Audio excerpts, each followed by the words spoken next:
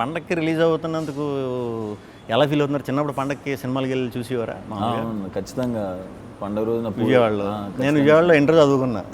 థియేటర్లో ఆ 2 ఏళ్ళలోనే 2-3 సార్లు సీట్లన్నీ మార్చేశారు.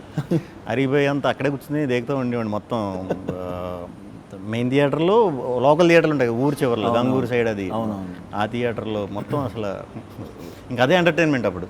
సినిమాలు పిచ్చి మొదలైంది కూడా అంటే దూకుడుగా బ్లాక్లో టికెట్లు కొంటాలు, జనాల్లోంచి దూరం వెళ్ళిపోవటాలు అన్నీ విజయవాడ ఇదప్పుడే అక్కడి నుంచే స్టార్ట్ అనమాట. విజయవాడ చైతన్య నలంద. ఓకే. పండక్కి ఫస్ట్ టైం కదా. అవును, పండగలకి మరి మనకి మనలాంటి వాళ్ళకి దొరకటం చాలా రేర్. ఎప్పుడు పండగ స్పేస్ దొరకదు మనకి. సో ఈ పండగ మరి మంచిగా మీకు డబుల్ ఇంపాక్ట్ రావాలని బాబు కూడా పుట్టాడు కాబట్టి బాబు పేరు మీదే, బాబు పుట్టడంతో మీరు ఆ పేరు పెట్టుకున్నారు కాబట్టి ఇప్పుడు దసరా విజయవాడే కాదు, మన యూఎస్లో కూడా చాలా బాగా చేస్తున్నారు. అవునన్నా, మనకి యూఎస్లో కూడా నేనే డిస్ట్రిబ్యూషన్ తీసుకున్నానన్న. ఫస్ట్ టైం డిస్ట్రిబ్యూషన్లో దిగానన్న. యాక్చువల్గా ఓవర్సీస్ మొత్తం ఫస్ట్ టైం అడిగేటప్పుడు కొంచెం భయం వేసింది, కానీ సరే సినిమా చూసిన తర్వాత నమ్మకంతో నేను మొత్తం ఓవర్సీస్ డిస్ట్రిబ్యూషన్ తీసుకున్నాను. దిల్ రాజు గారు ప్రొడక్షన్లో ఫస్ట్ సినిమా కదా. ఫస్ట్ టైం రాజు గారితో చేయటం, ఫస్ట్ టైం బాబు పుట్టిన తర్వాత చేయటం. సో సినిమాలో జనకయ్యాను, ఇక్కడ జనకయ్యాను. 12న అసలు ఏమవుద్దో ఏంటి మనోడు అటు తిరిగి జనక సినిమాకి వెళ్తున్నాడు. రాజుగారు ఫుడ్ బాగా పడినట్టుంది.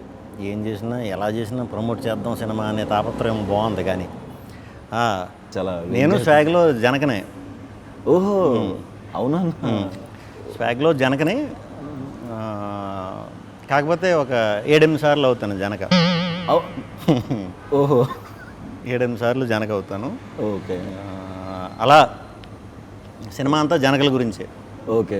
అంటే ఫ్యామిలీ ట్రీ అని చెప్పాను కదా, ఫాదర్ ఏంటి, తాతగారు ఏంటి, అలా మన పాత ఎపిసోడ్లు మన చిన్నప్పుడు మన ఊర్లో మన ఇళ్లల్లో అవి ఎక్కువ వినేవాళ్ళం. మనం ఆడుకుంటూ వింటూ ఉంటాం పెద్దవాళ్ళ మాటలు. అవి అలాంటి మాటలన్నీ ఒక మంచి కంటెంట్ కింద తయారు చేసి అందరికీ చాలా సింపుల్గా ఒక 6 సంవత్సరాల నుంచి ఒక 60-70 సంవత్సరాల వయసు ఉన్నవాళ్ళు కూడా బాగా అర్థమయ్యేలాగా నీట్గా డిజైన్ చేసి కుటుంబం అంతా కలిసి థియేటర్లకి వచ్చేలాగా కథ చెప్దామని ఇంటెన్షన్తో ఆ కథ మొదలెట్టాం. సో నాకు కూడా ఎక్స్పీరియన్స్ చాలా బ్రహ్మాండమైన ఎక్స్పీరియన్స్ ఉంది. అందులో గెటప్లు కూడా చాలా వేస్తాం. గెటప్లు కూడా అన్నీ చాలా న్యాచురల్గా కుదిరినాయి. అంటే యంగ్ నుంచి ఏజ్ వరకు కూడా గెటప్స్ ఉంటాయి అన్నమాట.